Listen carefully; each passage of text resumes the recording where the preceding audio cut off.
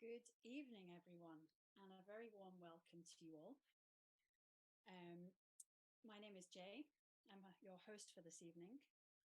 And this evening we have a range of music, poetry, and chats with our live guests. But firstly, I'd like to welcome Caroline, the chair of PalMusic. Dear all of you, friends of the SNCM, friends of Palestine, of music, both Arab and Western, and all good wishers all over the world, welcome. Welcome to our Christmas concert for 2022. It's a very different concert from last year's, and principally Palestinian and Arab music. It has a good dose of music from the SNCM, and most comes from the Bethlehem area, though the Qanun is from Gaza. And it's almost called Made in Bethlehem, rather like someone else we know whose birth we celebrate on the 25th of this month. Next year will be 2023, will be our 10th anniversary of PalMusic. And from small but determined beginnings, PalMusic has grown.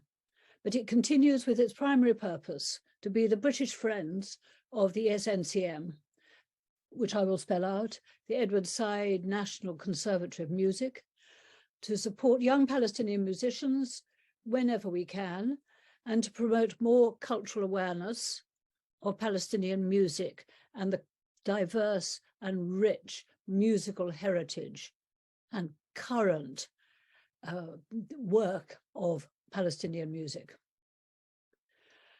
Our principal 10th anniversary celebration will be a concert in Southwark Cathedral on October the 11th.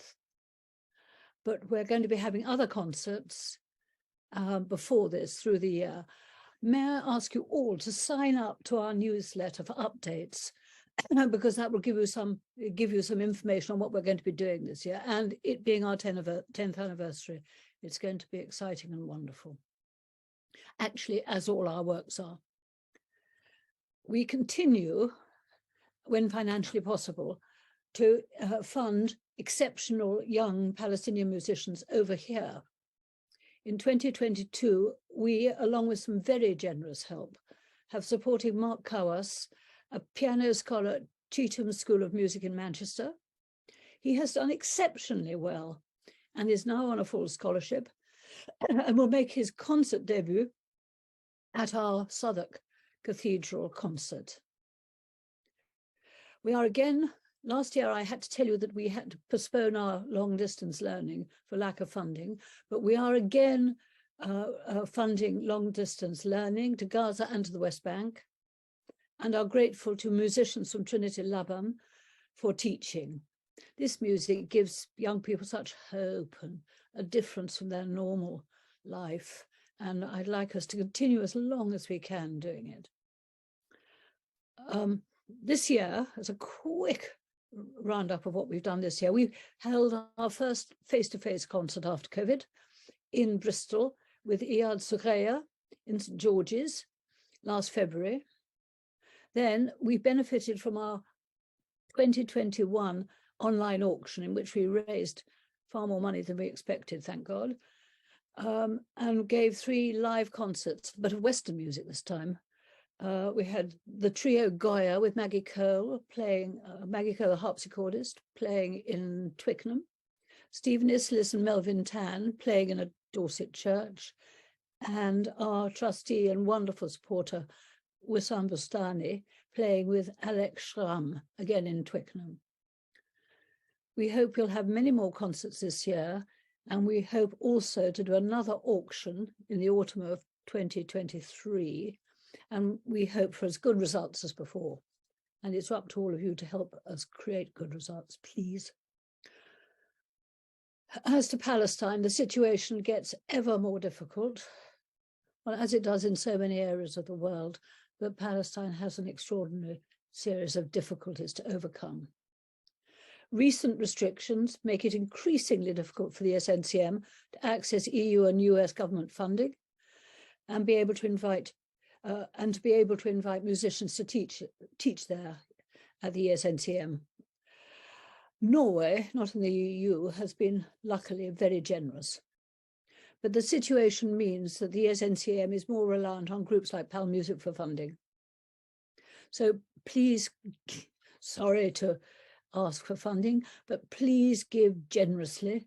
The concert is free, but as I'm sure you will want to donate, I'd like you to know that the link is in the chat box. So we are going to have the most wonderful concert. And finally, then, I'd like to thank everyone who's made this Christmas concert possible, especially Jay Crossland and Wissam Bustani, and all the people and performers from the ESNCM, all the people in Palestine. And I hope you really enjoy the music, and the concert feels like a prelude to Christmas and an anticipation of a better year ahead. With love and best wishes to all of you from PalMusic, and a happy Christmas and a better 2023. So, Jay. Thank you, Caroline. So let's get straight on to our first musical item of the evening, presented by the Ensemble of Bethlehem Branch. It is performed in the beautiful Manger Square in Bethlehem, a square that throughout December hosts an impressive tree, a cozy Christmas market alongside many live music events, which students, teachers, and local musicians have performed regularly in. The ensemble is a branch ensemble, which started last year, where teachers and advanced students play repertoire together. This item features 2 Eastern Byzantine Christmas songs with soloist Tala Najar. And after, we will be joined by our own Wissam Bustani, talking to the young pianist Mark Kawes from Bethlehem, our current PalMusic scholar, who is studying, as you heard, at Cheetham School of Music in Manchester.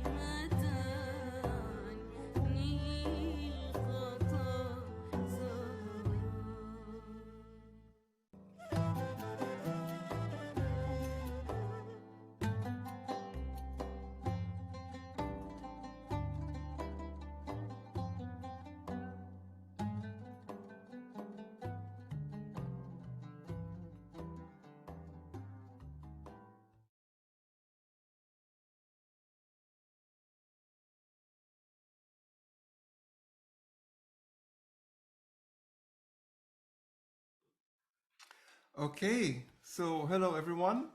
Um, I am Wissam, and this is my pet donkey.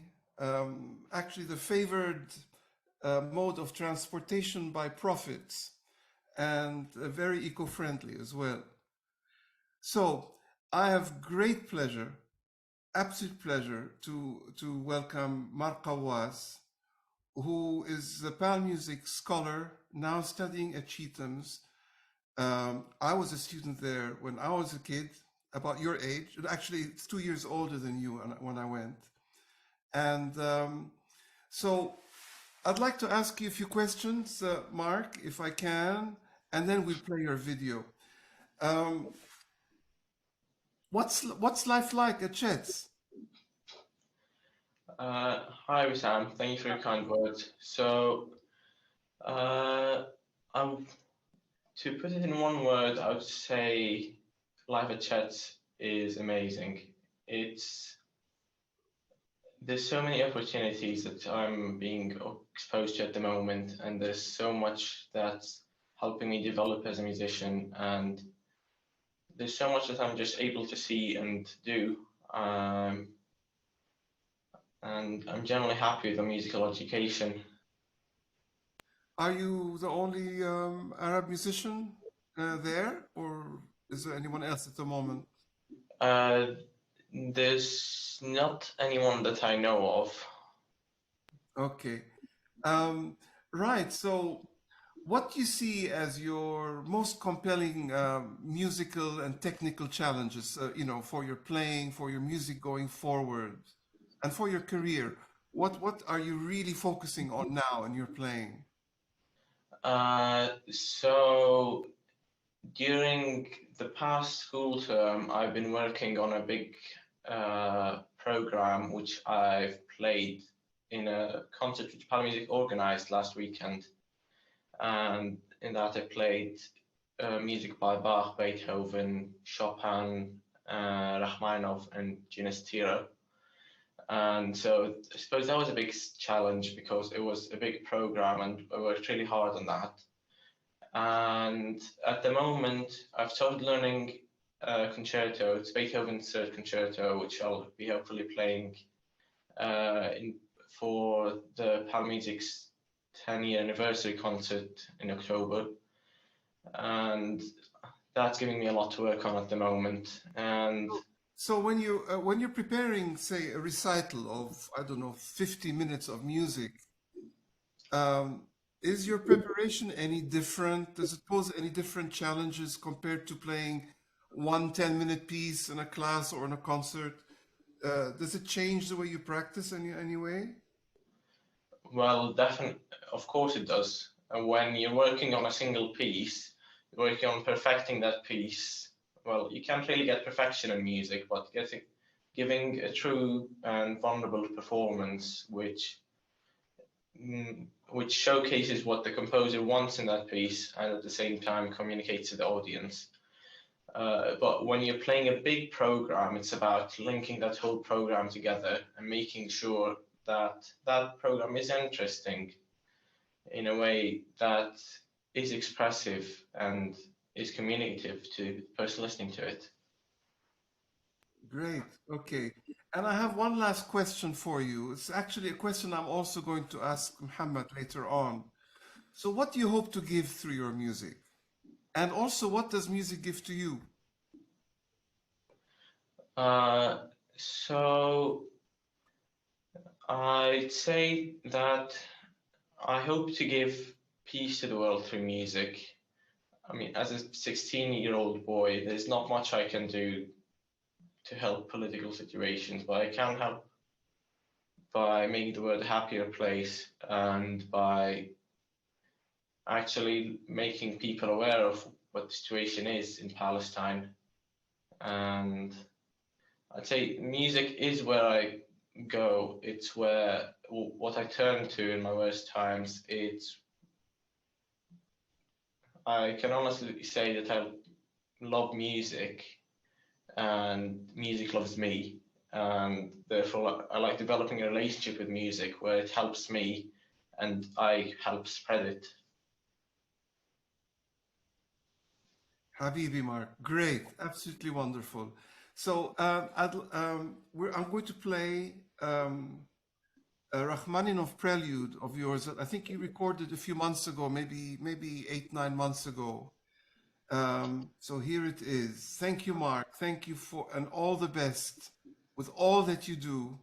And don't underestimate the value of your every breath into this life, especially if it's a loving breath, Habibi. Thank you.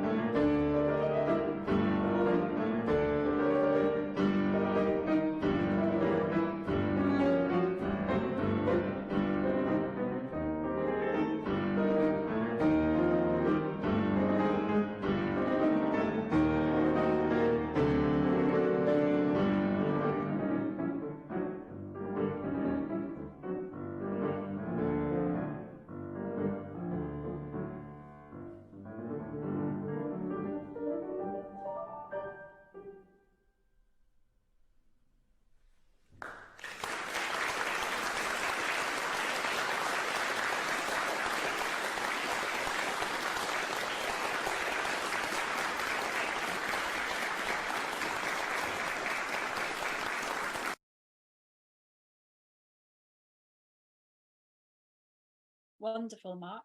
Thank you so much for that playing, and it's great to have you here. We have quite a connection with Teutons, having also studied there. It's a PalMusic connection we're very happy about as well. We are now going to feature the poet, Mohammed Musa. We're going to feature 2 of his poems this evening. He's a poet and spoken word performer and journalist who in 2018 set up the Gaza Poets Society, a collective that would meet on the beach and share poems together as a way of coping with everything that they have to live through. He has recently been in London on the Richard Beeston Bursary for Journalists, and we are going to hear his first poem of the evening, which features his own music, a video as well as the poem, and it is called Run.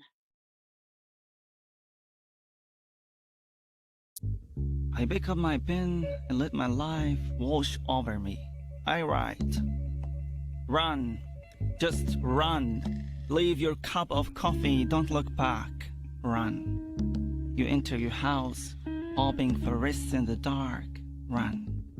If you write your last poem with sorrow or joy, dry your tears. Run. You're tasting your first kiss, leave the girl you will never know. Run. You're questioning the sky, waiting for the stars to answer. Run. You look at the moon, and it seems a bleak or a bright. Run. You listen to a song and you feel peace or love or nothing. Run. You look at the mirror and can't see yourself. Run. You touch your features and feel young or old or nothing. Run. You touch your pillow and remember no dreams or wish to sleep. Run. You are a stranger. Everyone has become a stranger.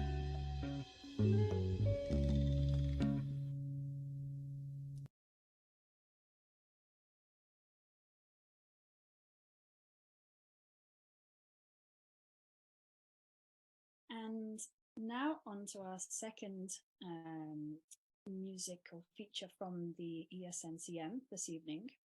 We're going to listen to a piece made by the Gaza Qanun Ensemble. If you're not familiar with the Qanun and haven't seen them featured on our concerts before, this is the instrument that sits on the knee and the many strings are plucked by a small plectrum on the end of the index fingers. It's quite magical to see how fast and brilliantly they can play. This music features a medley of folk songs, including the very well-known Halalalalayya and Rosanna. And afterwards, we will be handing back to Wissam Bustani, who is live with the incredible Mohammed Najm, who might like me to say that he is from Beit Zahur, the village next to Bethlehem.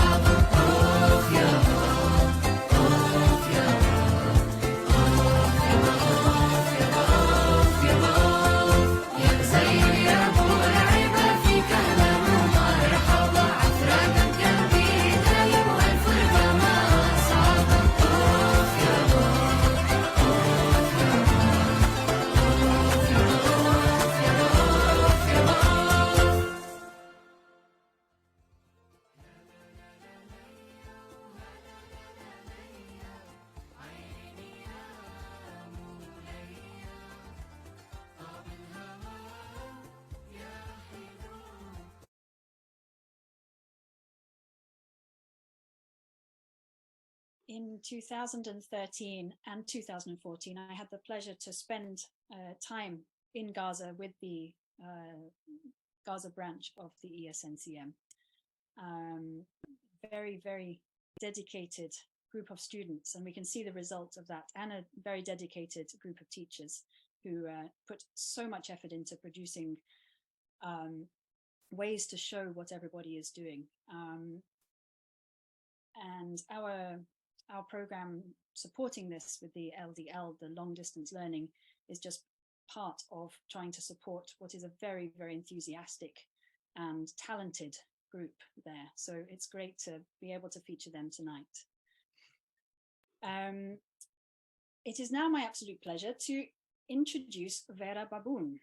Vera is an absolute powerhouse in Palestine. She is known best as having been the first female mayor of Bethlehem, but she has also been a university lecturer in literature and university governor, and now is taking up a new diplomatic position, which we will hear about.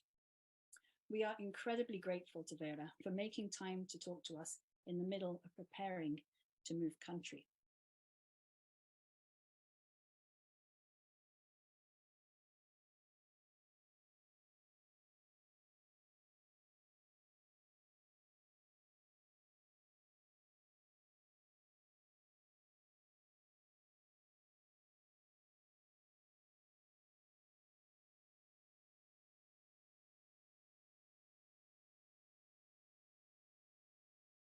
I think we're just having a couple of technical moments. I'm sorry. Yes, that's okay. Let me play That's Vera. my fault. Yes, it is. Never mind. I'll play Vera now, and we'll go on to Muhammad after Vera. I just have to find the video now. Here it is. I could also introduce Mohammed. No, that's fine.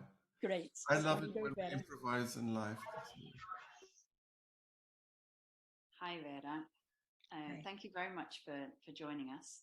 So we are pre-recording this interview because you will be on an airplane at the time of the concert to Chile to take up a new position as the Palestinian ambassador to Chile. Can you tell us something about this position, what it means for you? Well, actually, to be the ambassador of Palestine to Chile is my accreditable honor. Chile has the highest and the biggest diaspora community outside Palestine. We have more than 500,000 Palestinians.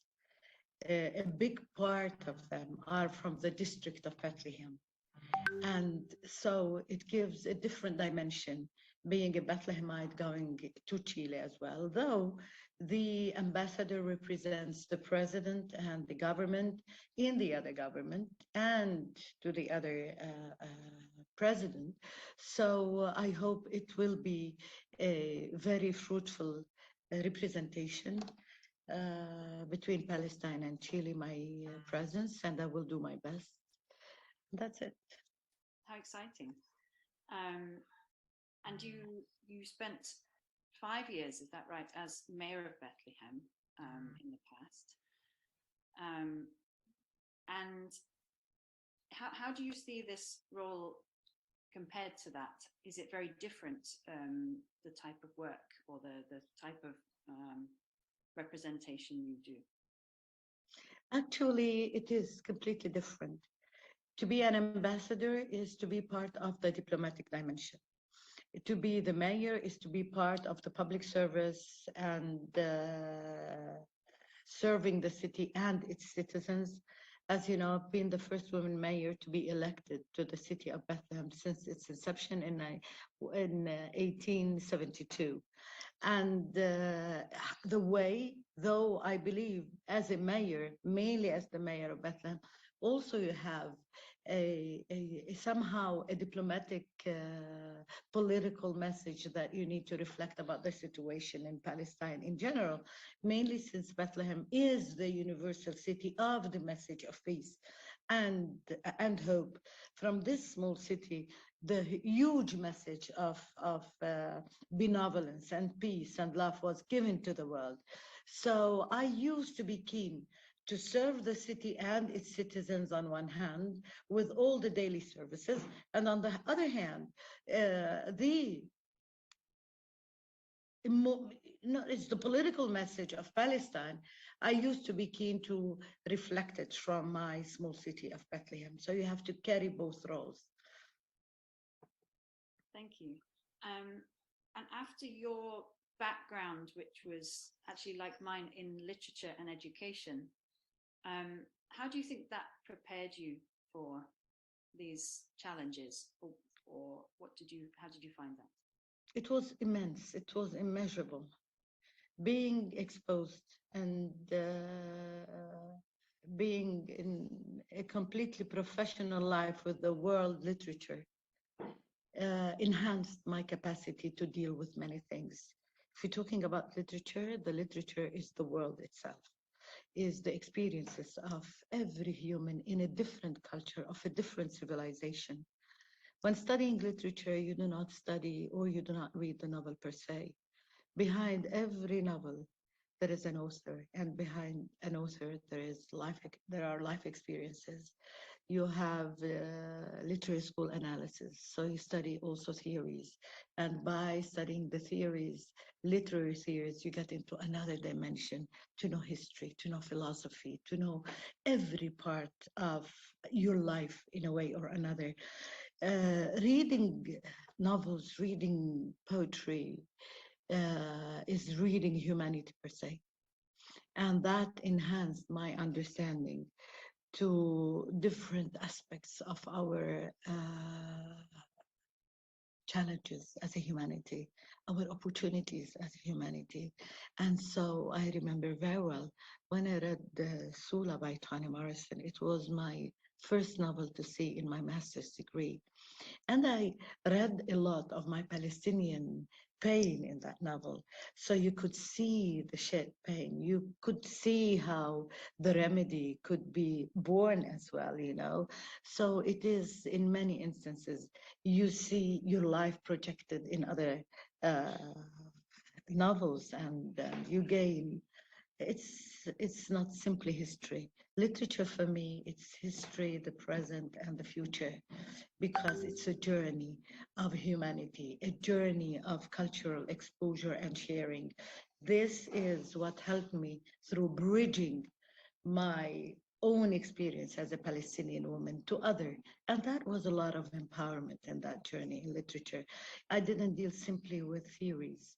I dealt with life experiences, emotions, enriching to all my aspects and concepts of how life is dealt, of how life proceeds. And it was an ultimate empowerment, being a student of literature and a professor of literature. Thank you. I completely agree. I completely agree. It's the way into dealing with everything, dealing with people, dealing with situations, understanding. Absolutely. We have with us an international audience, some who might have been to Bethlehem and some not.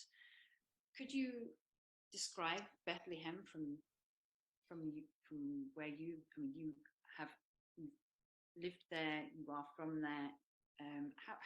What is Bethlehem to you, and how can you describe it to people who've never been there, never had the chance? Talking about Bethlehem as a woman who was born, raised, and still living in Bethlehem, I always seen Bethlehem as my city and the message that I carry in my heart. Bethlehem is not exclusively a city, as you know. Bethlehem is a tradition of living. It's a message where the nativity moment took place.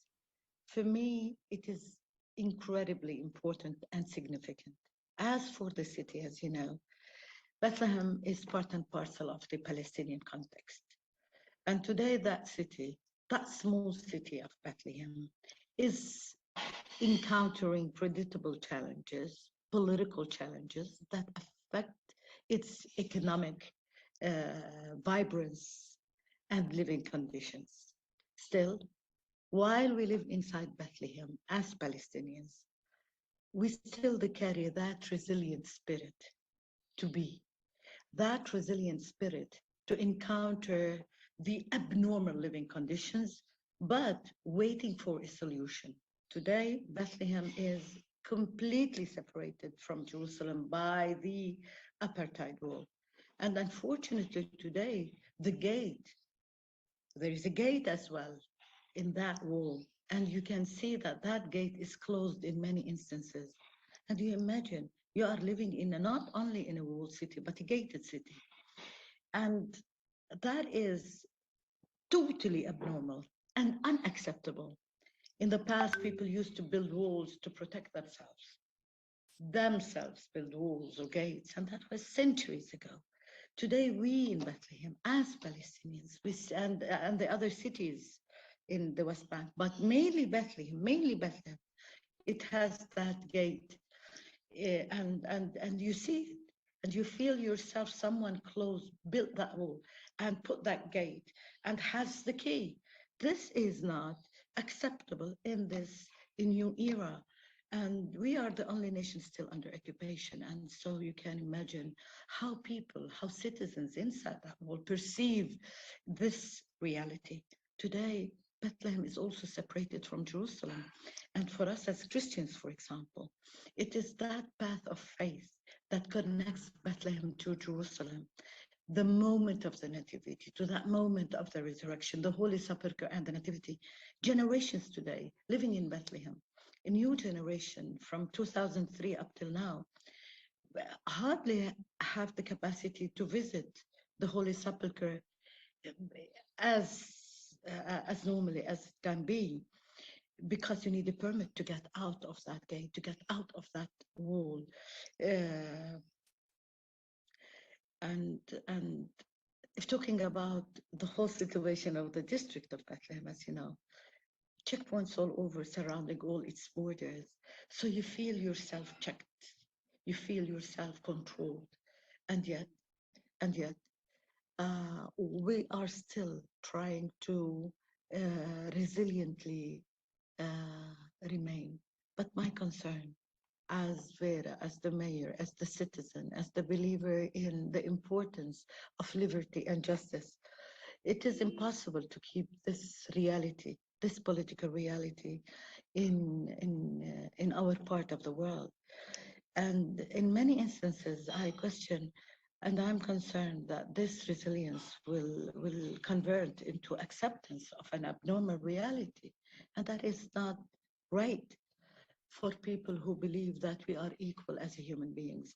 What you have, I deserve to have, vis-a-vis dignity, liberty, justice. The situation there is here does not coincide with the reality that I tackle today. Despite that, hope exists in Bethlehem. Beauty exists in Bethlehem. Joy exists in Bethlehem. We're celebrating Christmas now, and we are masters in celebrating the joy despite the calamity, despite the pain. We lightened the Christmas tree in Bethlehem last Saturday, and it was a very vibrant, celebrative occasion where we sent all the messages of the birth of Jesus Christ to the world. And this sense of enjoying life despite all the challenges is the reality of Bethlehem. Because when we celebrate, we feel it's our right to celebrate. No one has the authority even to occupy our joy. And that's why we're looking forward. We deserve a different reality that coincides with our spirit and our rights. Thank you. And when I was in Bethlehem and living around in Palestine, I had the pleasure to meet and play with two of your daughters, Nadine and Lordi, both violinists, and one now working in Sweden as a violinist, having studied in the UK with PalMusic scholarship in Birmingham. How did the connection with music start for your family? It started first with me. You know, I needed to find a way to bring a healthy ambiance and a healthy connection to life to my children. You know that my husband was a political detainee and he was detained for 3 years during the first Intifada. And it was important for me to bring my children to a reality in their own house, you know, within the challenges that we live as a family, as an opportunity for them to an open, to a wide life, you know, a wider life around them. And so it started with the music and hobbies, definitely. I have 5 children. I gave all my children the opportunity to study music, but actually Nadine and Lordina insisted and continued. They started from, you know, all of them almost at the age of 9. But Lordina and Nadine, and as you know, PalMusic did a huge, and I appreciate all what you have done with Lordina while she was in Birmingham studying her bachelor degree in music in the Royal Academy of Birmingham.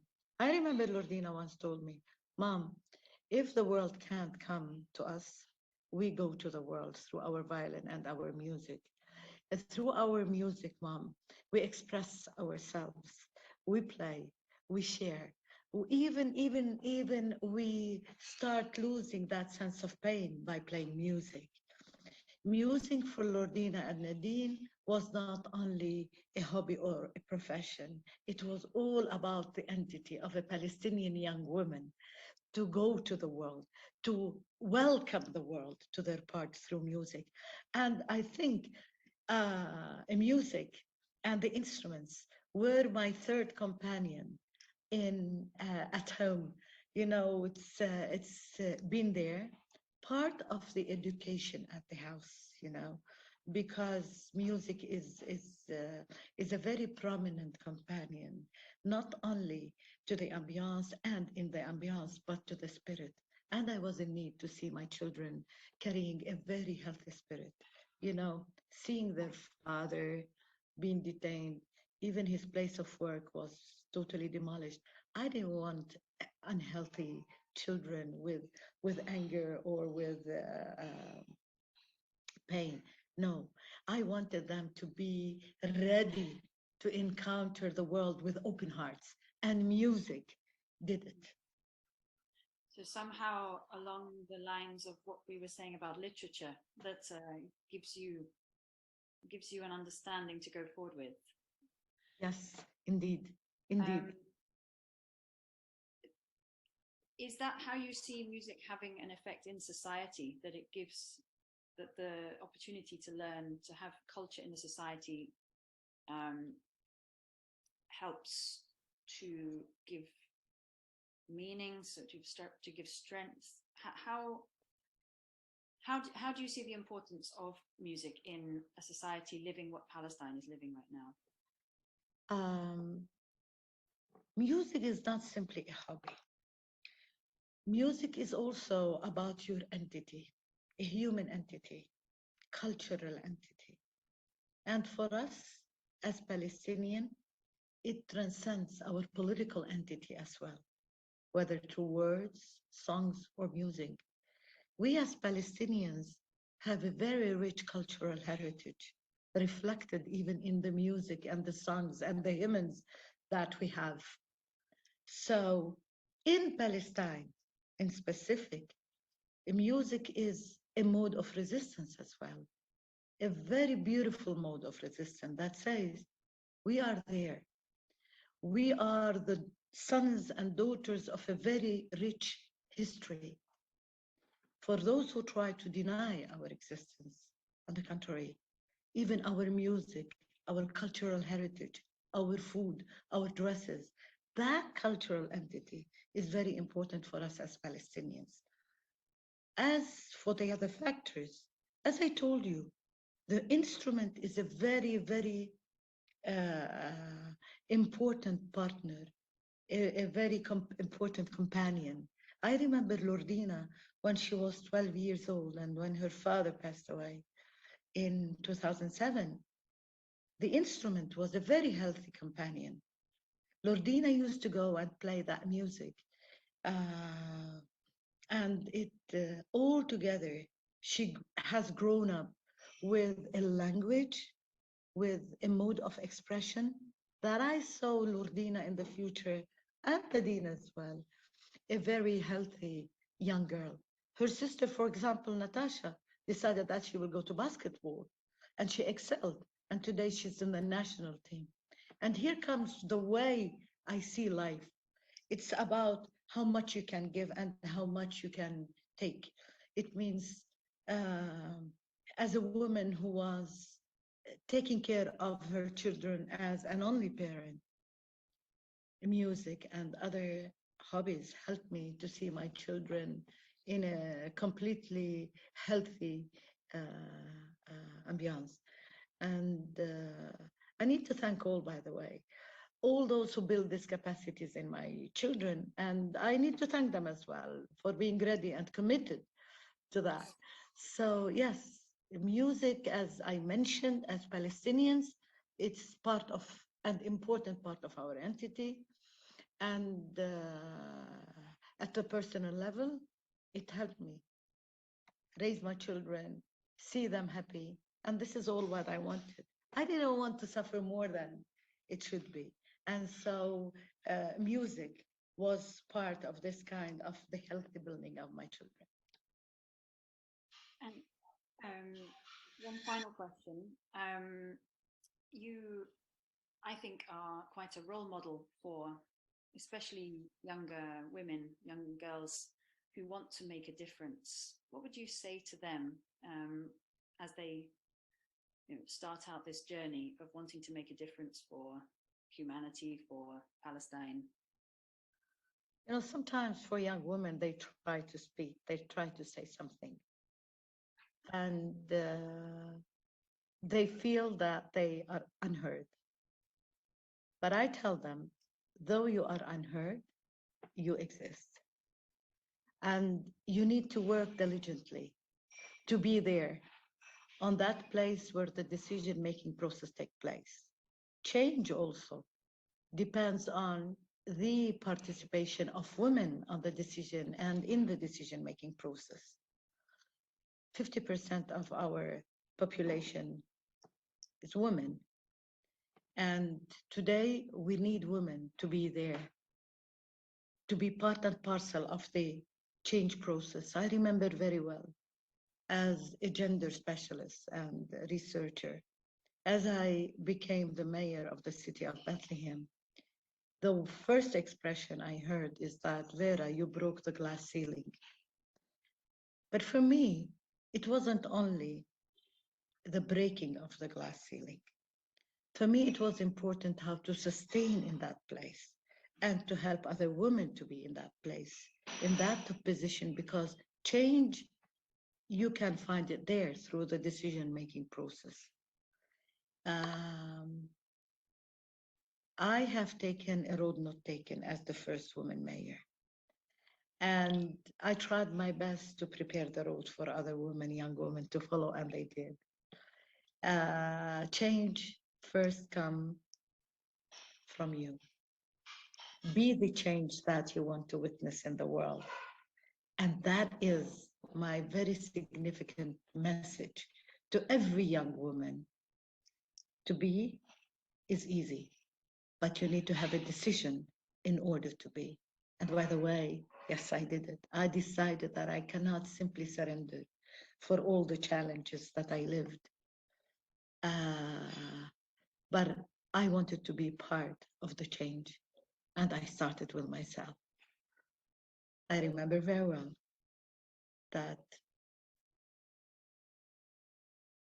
due to the experiences I lived, I started differentiating between the choice and the voice, and how much we women should be prepared and prepare ourselves in order to be the owner of our choices, the owners of our choices, and ready to take it.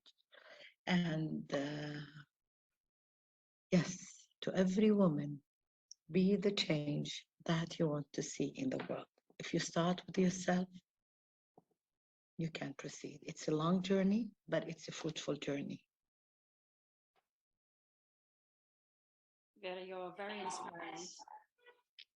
Also, for me, it's wonderful to talk to you. Thank you, Julie.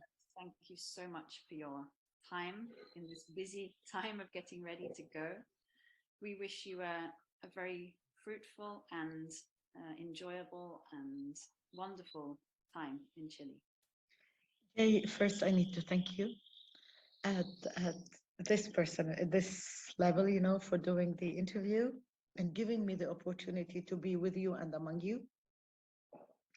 Thank you for being part of the tradition of my family as well. I need to tell you all, Merry Christmas and Happy New Year. Looking forward that the coming year will be a year where we can connect as a humanity in a different mode. Happy New Year.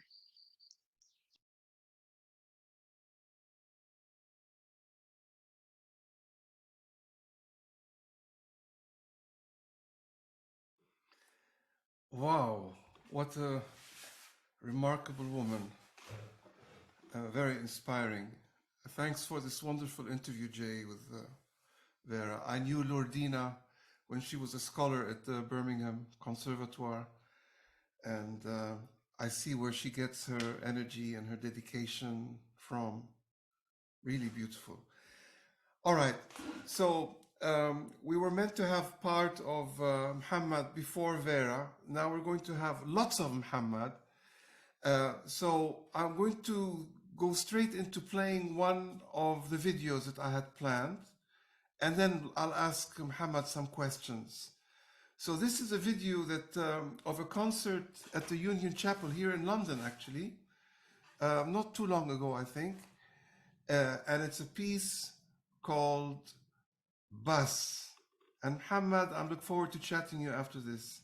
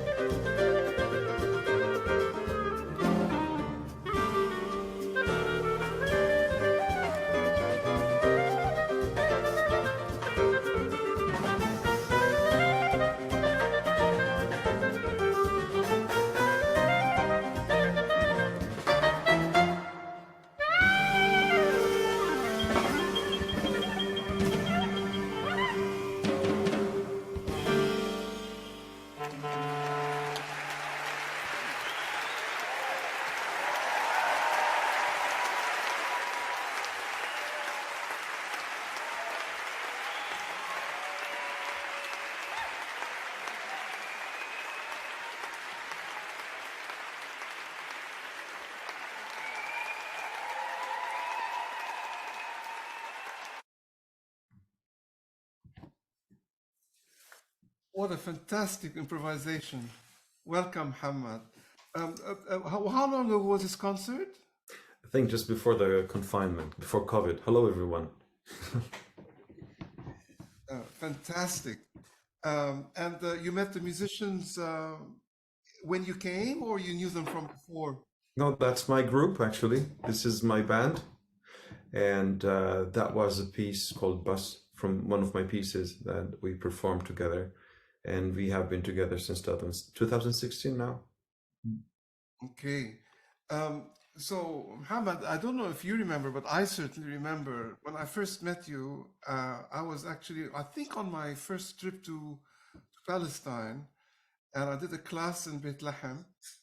And there you were. I think you were in your late teens, and you played some Mozart, I think, for me. And then I kind of said, why don't you improvise something? And it's like a different person was standing in front of me when you started improvising. And I said, why don't you play the Mozart like you just played your improvised? I remember that like it was now. So can you tell us a little bit this journey that through improvisation, the clarinet, your relationship with classical music, and how this whole thing evolved for you? Well, first of all, since you mentioned this story, I would like to thank you again for that moment that when you told me, just Mohammed, I feel that you know the music, but you just have a wall in front of you, and just you have to take a big hammer and break this wall and just go. That was really a great citation and great point of view of seeing music, but not only, also to see other aspects in life. Each one of us has a wall in front of him, and you have just to have this hammer with you to destroy this wall and just be free. So that was my case in improvisations, and I would say also improvisations was and still a style of life, as a Palestinian and now a guy who lives in France since a while. Improvisations helps you to adapt with any situation and make the best out of it, and make it function. There's no way back. When you improvise, you just have to assume it and go forward and say your point of view back of what you have listened to, what you have lived. And it's a moment of sharing. This is how I see improvisation. You share what you have heard, you share what you are playing with others, and it's a way of communication as well. So it's like you're telling a story, but in your way. So you are free to say whatever you want and share it with the public. Well, and when did you start improvising? How old were you? Did you straight away you started improvising, or was it something that you discovered along the way? I think that was back to when I was at school, at the Catholic school in Bet Sahur. Shukran Jay to precise that it's Bet Sahur, but I mean I'm from Bethlehem, of course. I remember when I first took the recorder flute, I just ran back home while I was just playing and moving my fingers and recognizing that, with those notes I can play that melody I knew by heart. And by moving those fingers and those just combining those notes, I can tell something. And back to that time where you should not say anything, you should not express yourself, you should stay at home. So in a way, improvisation was, for me, it's a way to go out, to say things, nobody judge you. So I can talk about the situation in the first intifada, but nobody can, use those words against me, and I won't put anybody in trouble, my parents at that time. So it came from there, and then I found out that I can actually tell whatever I want through improvising, whatever I want, express everything without borders again. And so that really made me feeling great and happy that I can really be free. And I kind of have, I think, some also dyslexia in reading and writing. I still also always improve this, so it's less than before. So improvising is also a way to make me not to think and just not to be limited with regulations and orders and rules. that actually helped me later to put those regulations and rules when I studied my when I did my classical studies in France later, to find also my freedom inside those limits. You know, lifestyle, as I said before, we used to this, so you can find always a way. Fascinating, absolutely fascinating. I think we need 2 hours to discuss this, because there are lots of elephants in the room linked to improvisation that it's such a great facilitator for so many aspects of living and being. And I want to ask you about the conservative, the ESNCM. As a student, a former student, do you still have links in spite of being in France? Are you able to keep an energy going with them? I have last 2 years I was teaching online. I had some students from Ramallah and Bethlehem that I was teaching through Zoom, through online. But this year less, and it's my fault because I really don't have enough time like, you know, last year's. This year, as in everywhere, life is open again, so I move a lot now back, so I don't have enough time to. But yeah, I'm in touch with some colleagues. We chat from time to time, and we talk about the conservatory all the time. Great. Another question. Can you share with us any like formative experiences, things that happened to you in your life, in or outside of music, that have really influenced your playing? Yeah, I will make it short. My father, that I lost 2 years ago. Shukran. I remember he used to listen to a lot of music at home, and he was just, you know, asking me. I was just sitting beside him, and he was telling me, "Listen to this. This is Kulthum. This is Tchaikovsky. This is Beethoven. This is Miles Davis. This." He was eclectic in his. This is Bonnie M's. Imagine. And so I was really. He was establishing me in an indirect way to listen to different styles and to be open to different styles and different cultures in music. And when I first took back my clarinet to home in 1998, I remember I was so excited. I put my clarinet on and I played a tune that my father used to love, and I was waiting till he come back, and I just played it to him, and he said, "Wow, nice, I know that tune, that's beautiful, great." But, you know, it misses some feelings and it misses some emotions. I mean, it's so, you know, scolaire, and like in French, it's very academic. So those words just, you know, made me think, how can I make this music live and emotional and expressive, let's say. So I remember it took me 5 days to 1 week that I was trying over and over to try to make it, you know, to put some feelings into it, to see what my father thinks. And then I played it to him, and I remember he had some tears, and he said, "Well, that's something, yeah. So what do you think now to make it in a second octave, to make, you know, dynamics?" He was not a musician, but he was really feeling the music. And yeah, from that moment, each note for me personally, it should say words and it should express feelings and meanings. So that was thanks to my hero, my father. Wow. What a wonderful reality he's created for you for every day of your life going forward. Wow.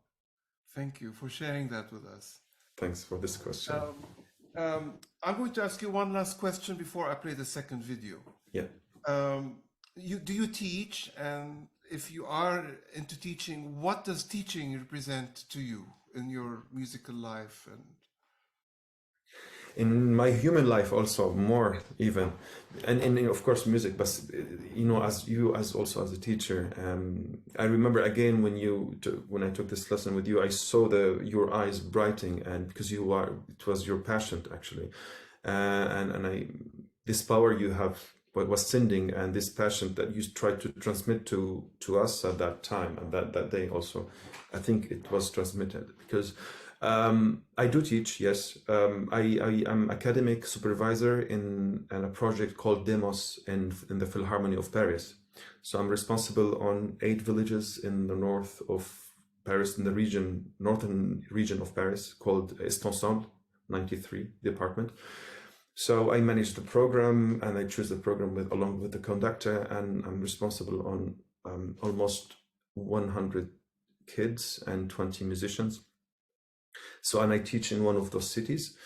I teach 7 kids from 7 to 12, and then we gather them in tutis to mix orchestra and to play the musical program.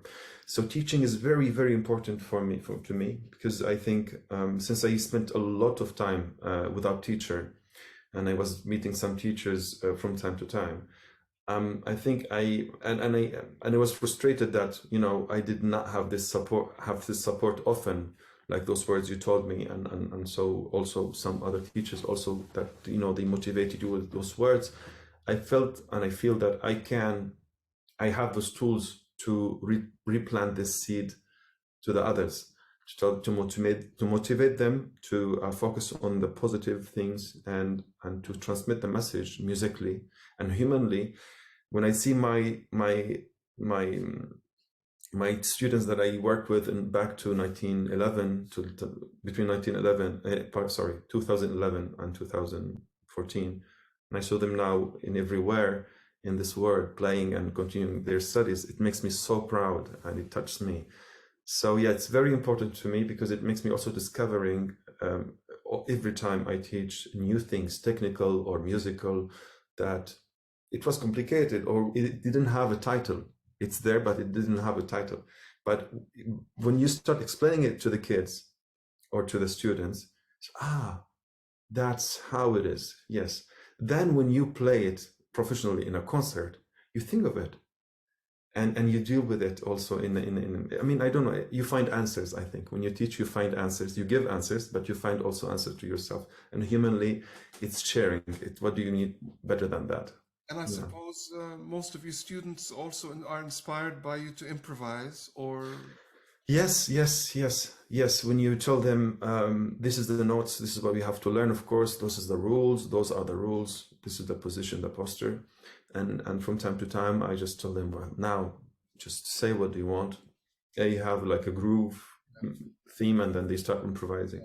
I always think, what's stopping a person killing another person? It's not the rules. I like to think it's the love of humanity and the respect and love for life. Yes. Stops you killing someone. The rule, okay, fine. And I think you learn to love the moment through improvisation. And then you can put it in the rules in the book, the way the written notes are, so much more, with so much more depth and vision, because you've experienced it in the moment. Look, I think, thank you. I'll ask you a few more questions, and I'd like to play the next video of Muhammad's. Here it is, and it's called Jazz de la Défense. It's Flower, and we played at Jazz de la Défense. Thanks.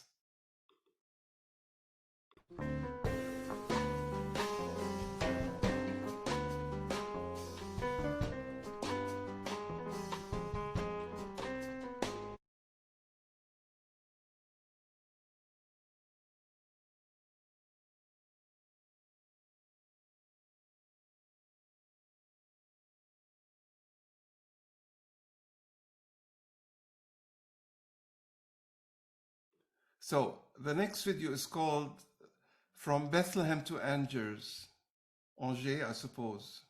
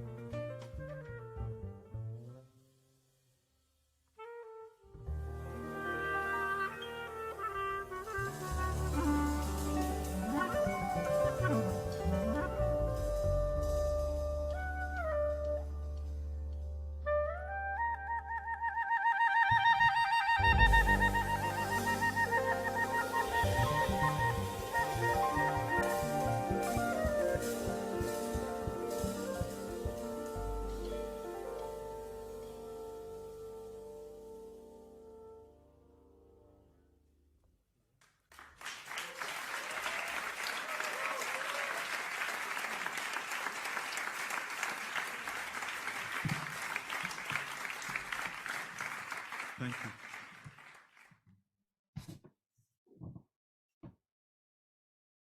Wow, Mohammed, it's such a privilege to be able to just sit here and listen to your music. Thank you so much.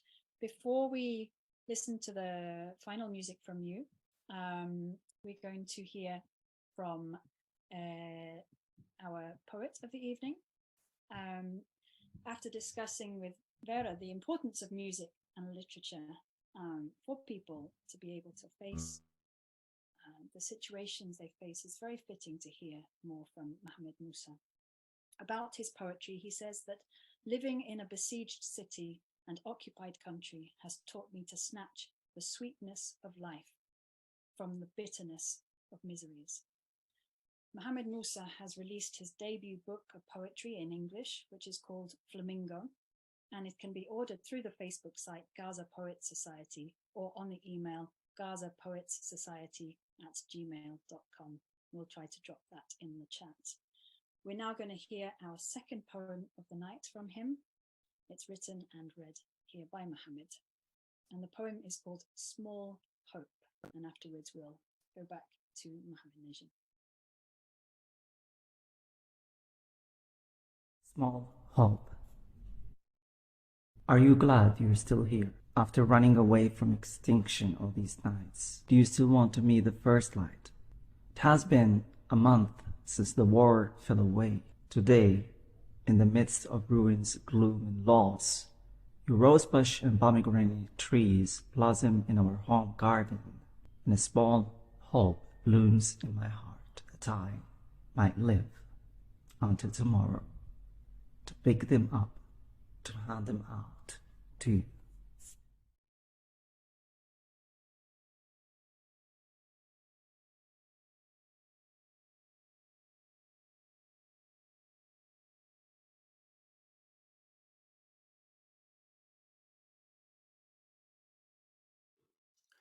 Right, so I come back to my interview to Muhammad now.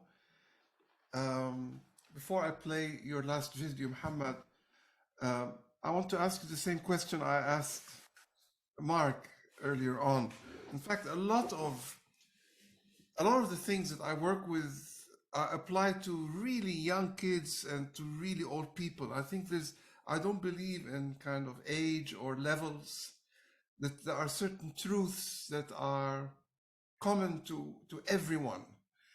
And I'd like you to talk a little bit about what you feel you give to life through your music, and also what music gives to you personally. If you don't like that question, just share what it is that you believe that you wish for the world through your music. Well, it's a very philosophical question, actually, and a difficult one to answer. What music gives me, I would actually start with, and I'll make it really briefly. What music gives me is maybe life, cureness. It cures me, actually, and freedom. This words, we heard it a lot, actually, and I agree with. We heard it from Mark, we heard it from Madame Vera, and I agree totally. Freedom, power, energy, hope, love. And what I give the word, I hope that I can give something. I don't know if I'm very humble to say what I can give, but I don't know. But maybe I give hope also, and I give an image about what my past, I mean, my story, my roots, since I'm originally from Jaffa. So I think with time and with age, our priorities change, and our images and concepts, I mean, the concept stays the same, but I mean, maybe vision. Today, my care, I mean, what I care to share with my audience and the public is my personal story, not in a direct way, to share my roots that I'm so proud of, Jaffa and Manshi. So I mention every time in my concert, when I play floor number 4, this piece is dedicated to my grandfather, who told me a lot about Jaffa. So in a way, I share Jaffa that I never been to with the world. And a message of music to the music, to itself, music to music, no politics. I'm not a political guy. And a moment of voyage, travel, trip. I bring them with me and I go with them. And you know it, Wissam, when you play with it in front of the audience, you observe their energy and you transmit it to them back. I mean, it's difficult to maybe explain it with words, but we feel it. You observe this energy and it transmits you, actually, you fly. So this is what I think, at least I share with this word, a piece of hope, love, and optimism. Yes, and it's no little thing. It's no little thing. I think the humble in us wants to play down, you know, I can't be of much use to the world. But I always say, you know, to smell a flower and appreciate the beauty of life is more powerful than having a budget of $100 billion and building weapons of mass destruction. To actually value that one flower and see its importance. And we must not think that what we do is small. I think we need to believe in it more because the world needs more of it. And thank you so much for sharing that. So just to finish off the interview before I play that last piece, would you like to share with us any of your future concerts plans that you'd like us to know about, or any projects? Yes, I'm so happy and excited and very, very, very proud to share this with you. I finished my second album recording, yes, and now I am into mixing and, you know, mastering, album design, and the coming concert, I'm still in negotiation with some concert halls here in Paris. We will have a release concert soon. It might be in March or April. It will be in my site and in the social media to announce it. And I'm so happy because there are 12 pieces and there are so personal pieces where I say, you know, where I tell musical story about my father, about situations I had to go through. So yeah, I'm happy from the result, and I'm looking forward to share this with you soon, inshallah. What a wonderful thing to look forward to, and I hope that PalMusic can help promote this as well. That will be a pleasure. We'll keep in touch. All right, so on to the last piece of Muhammad's. Just, if you may, can I thank you, Wissam, for this invitation? Can I thank also Sarah and Caroline and my colleague and dear friend Jay? I'm very happy to see you all, and thank you very much for this nice interview.